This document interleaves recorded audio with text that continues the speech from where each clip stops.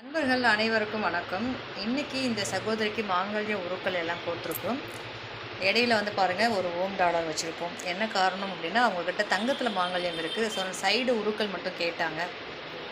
அதனால் 19 உருக்கள் வரணுங்கிற கணக்குக்காக நான் ஓம் டாலர் வச்சுருக்கேன். ஸோ அவங்க பேபி செயினில் கொடுத்து கழுத்தில் போட்டுப்பாங்க இல்லையா, அதுக்காக.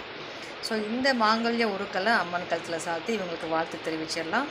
அதுக்கு முன்னாடி இவங்களுக்கு ஒரு சர்ப்ரைஸ் கிஃப்ட் இருக்குங்க. என்ன கிஃப்ட்டு அப்படின்னு நம்ம இப்போ பார்க்கலாமா? இந்த மாங்கல்ய உருக்களை கோர்த்து அம்மன் கழுத்தில் சாத்தியாச்சு.